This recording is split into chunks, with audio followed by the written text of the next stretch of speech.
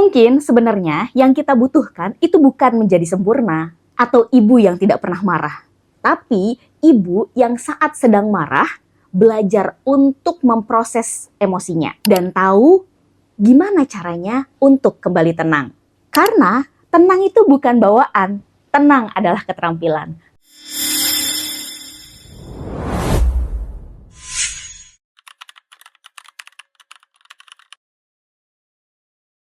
Hai, Assalamualaikum. Balik lagi dengan Bunda Nagara, founder dari Sekolah Keluarga Indonesia. Hari ini spesial banget karena Pintas edisi spesial buat ibu-ibu.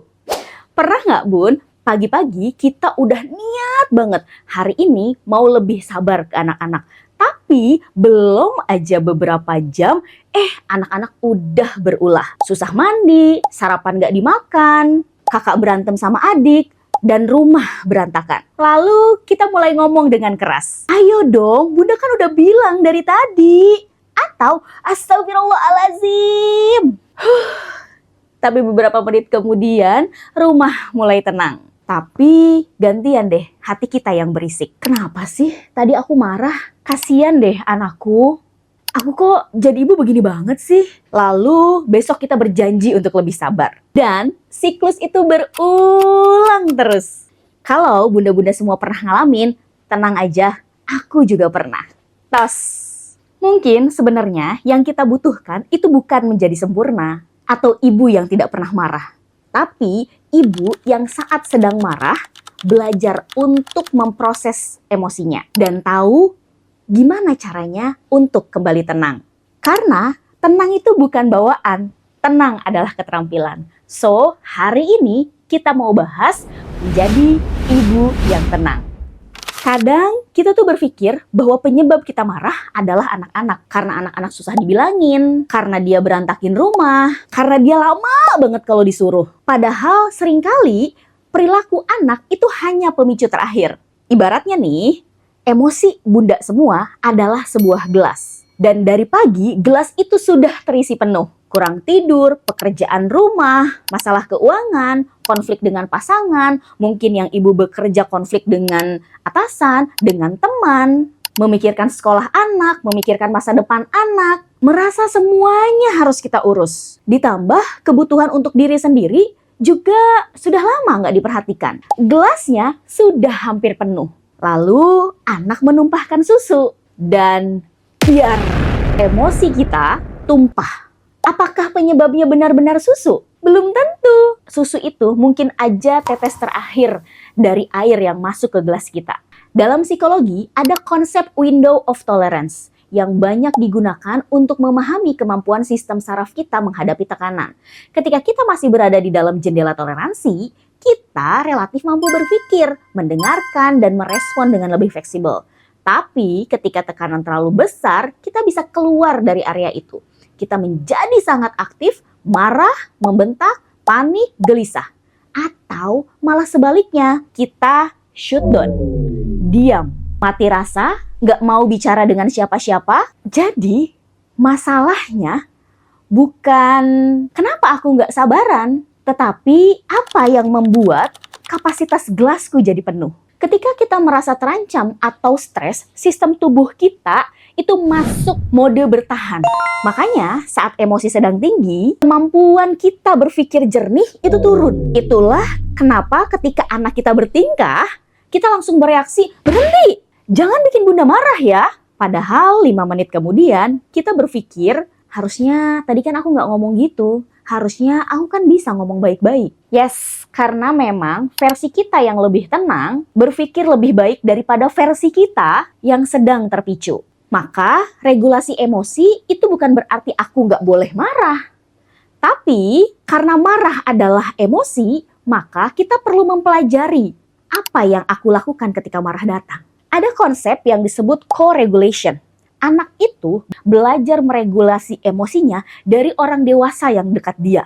Artinya ketika anak sedang tantrum, anak sedang menangis, sedang rewel, dia sebenarnya membutuhkan sistem saraf orang dewasa yang lebih stabil membantunya kembali tenang. Tapi kenyataannya biasanya nih, anak yang sedang tantrum, ibunya lebih tantrum. Kalau gitu bagaimana kita bisa menenangkan anak sedangkan kita sendiri meledak. Makanya sebelum berkata anak harus belajar regulasi emosi, jangan-jangan aku yang butuh belajar meregulasi emosi. Karena anak bukan belajar dari apa yang kita nasihati. Anak belajar dari bagaimana kita hidup. Bagaimana bundanya marah, bagaimana bundanya kecewa, bagaimana bundanya minta maaf, dan bagaimana bundanya kembali tenang. Terus gimana dong caranya biar jadi ibu yang lebih tenang? Tenang, aku akan kasih 5 tips sederhana. Yang pertama, kenali sinyal tubuh sebelum emosi meledak. Tubuh itu kan biasanya memberikan sinyal atau tanda terlebih dahulu. Misal rahang kita mengeras, nafasnya pendek, dada terasa sesak, suara mulai meninggi, badan terasa panas, pikiran mulai berkata, anak ini kenapa sih? Nah, jangan tunggu sampai level emosinya 10, belajarlah mengenali level emosi ketika masih di angka 2, 3, atau bahkan 4. Dan saat itu, coba katakan dalam hati, oke, kayaknya aku mulai terpicu deh. Nah, kemampuan menyadari emosi ini memberi jarak antara perasaan dan reaksi. 2, jangan langsung merespon. Kalau emosi kita sedang naik, kita sering merasa harus melakukan sesuatu. Padahal, nggak semua perilaku anak itu membutuhkan respon kita saat itu juga. Kalau situasinya aman, beri jeda deh. Tarik nafas perlahan, lalu buang.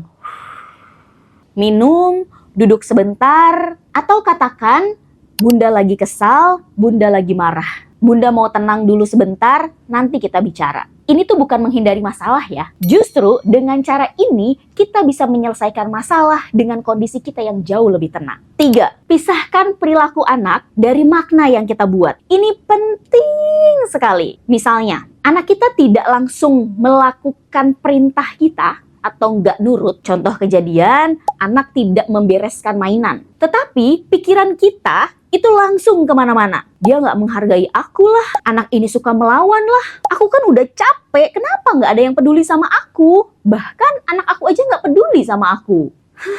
Seringkali yang membuat emosi jadi besar itu bukan kejadiannya, tapi makna yang kita tempelkan pada kejadian itu. So, coba deh ambil jeda, lalu tanya ke diri. Apa sih sebenarnya yang benar-benar terjadi?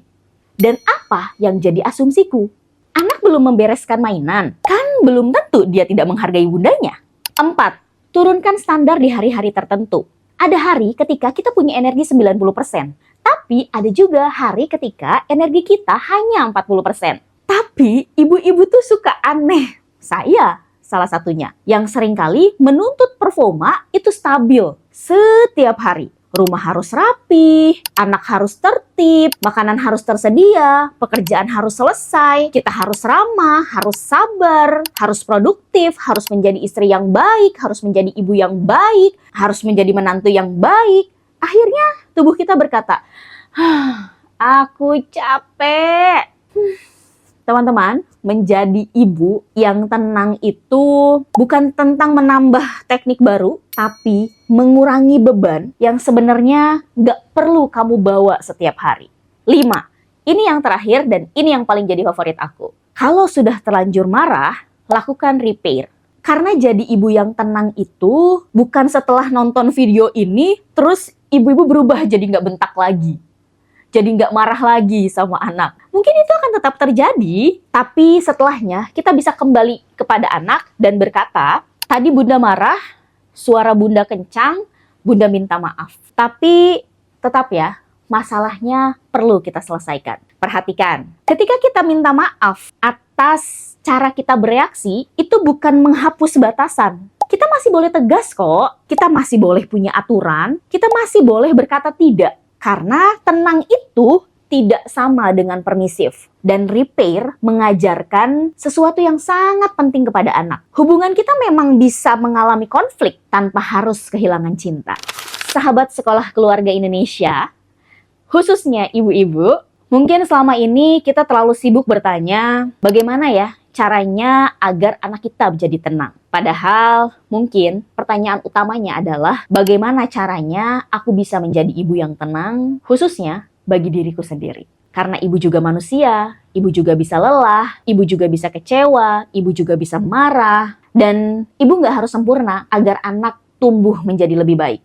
Yang ibu perlukan hanya terus belajar, menyadari, mengatur, memperbaiki, dan kembali terhubung. Jadi mulai hari ini jangan membuat target aku nggak boleh marah lagi. Ganti dengan kalimat, ketika aku marah, aku ingin belajar kembali ke diriku. Lebih cepat, lebih deep lagi. Karena anak tidak membutuhkan ibu yang tidak pernah kehilangan rasa tenang. Anak hanya membutuhkan ibu yang ketika sadar itu tahu jalan untuk pulang agar ia bisa kembali tenang. Saya Bunda Nagara, kalau kamu merasa video ini bermanfaat, bisa tulis di kolom komen, aku sedang belajar menjadi ibu yang tenang, atau share ke orang-orang yang kamu sayang. Salam hangat dari Sekolah Keluarga Indonesia.